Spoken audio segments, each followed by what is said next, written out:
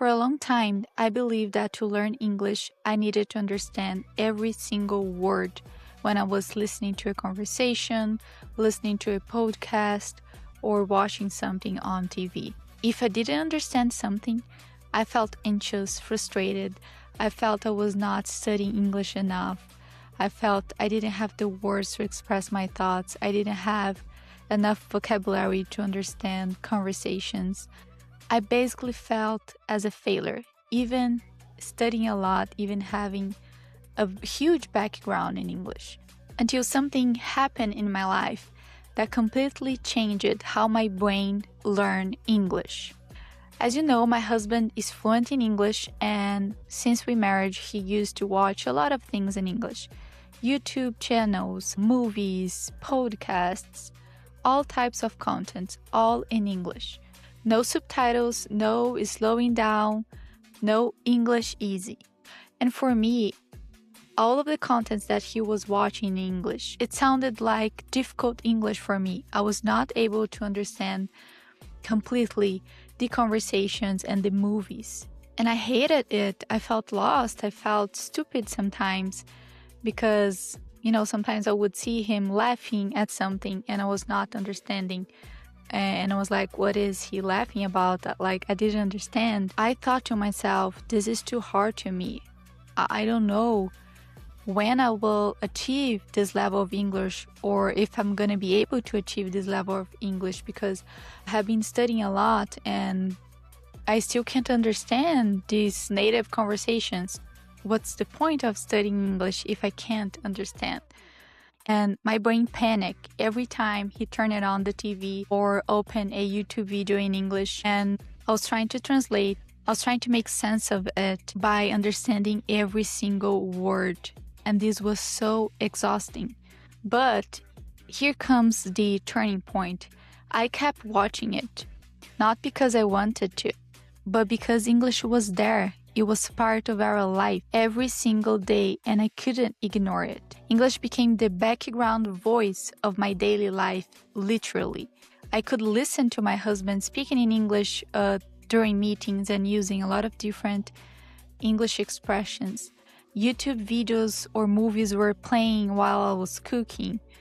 Or when we were together, he turned it on something that he wanted to watch it in English. So these things were always there, even when I tried to ignore them. It's like a song that is playing in your neighborhood, and even if you try to ignore it, you can't, because it's there. And here also comes a very strong insight about the environments that we are in. The same way a song playing in your neighborhood affect you and your brain, and it goes inside your brain. The same thing with English. If it's, if it's there, if it's in your life, it's going to affect your brain. And that's how powerful environments are. Without even noticing it, my husband was forcing me to accept English. It was definitely a full immersion inside my home. At some point, I put my guard down and English stopped being just a noise that I couldn't understand and it started making sense. He was watching something in English and I was in the other room listening and he was laughing at something that the person said. And out of the blue, I understood and I laughed with him. Slowly, something changed because my guard was down. I was not putting pressure on me to understand. I was not worrying if someone was judging my English. My brain stopped fighting the language. I stopped translating every sentence. I stopped trying to understand every single word, every single expression, every single slang, idioms. Instead, I started paying attention to the tone of the conversation that I was listening to, the emotions in a specific movie. I stopped putting pressure on myself. I didn't understand everything, but I understood enough. And it has been like this since that day, because I realized that fluency is not about understanding every single word. Fluency is about understanding the message, is about connecting with people and letting people connect with you, even without a perfect English. I needed to teach my brain that it is safe not to understand everything. No matter how much time you spend studying English, reading things in English, practicing, it is safe and it is normal not to understand everything when you are having a conversation or when you are watching something. You don't need to be too hard on yourself.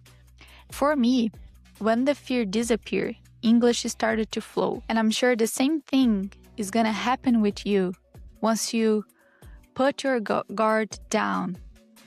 Stop putting pressure on yourself and just follow the flow. This is the identity moment.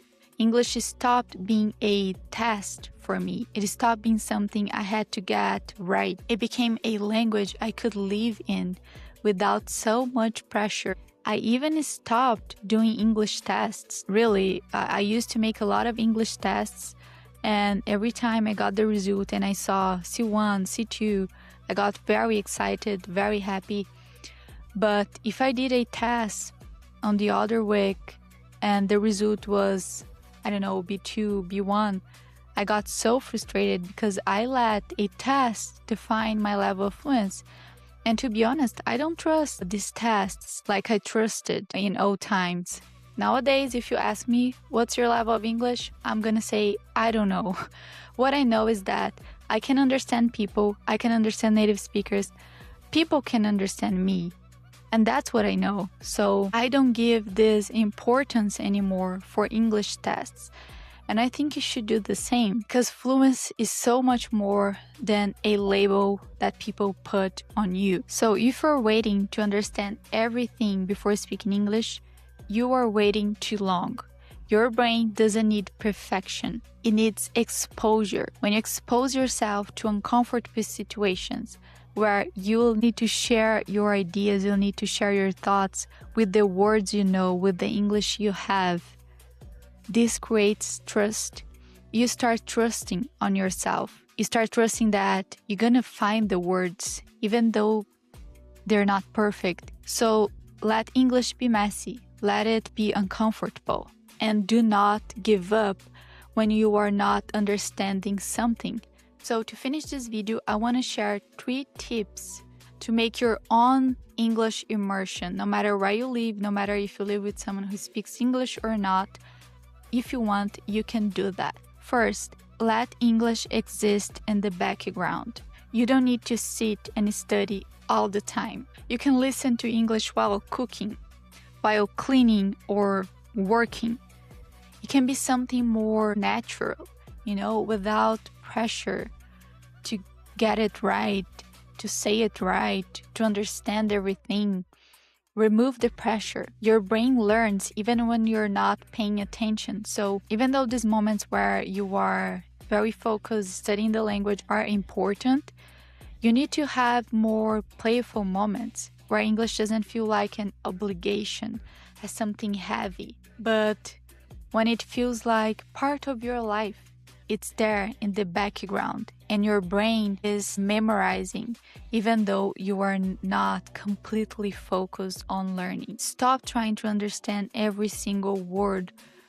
You're gonna end up frustrated or giving up. Understanding the message is more important than translating every sentence. If I would translate every sentence since I started learning English, I would not be here. I would be there, frustrated, trying to understand everything, trying to control everything. But I play with the tools that I had, and I'm still playing with the tools that I have, with the English that I have. It doesn't mean that I'm not working to improve, but I don't let the perfectionism stop me from growing. And I can even mention a ton of situations at my job when I was having meetings in English or when I was having conversations with native speakers that I didn't understand a lot of things, but I did my best to connect the dots, to recognize words and things that I knew and just understand the whole message. Lower your emotional guard. The biggest block is fear. Always. Fear is the enemy, fear is the thief. When you stop judging yourself and you accept Confusion. You accept the awkward moments. English stops being noise and starts becoming familiar, starts becoming part of who you are because there's no pressure, there's no fear anymore. If this resonates with you, if you're learning English and trying to find your voice, follow this channel. We are not here to speak perfectly. We are here to speak and make English part of our identity.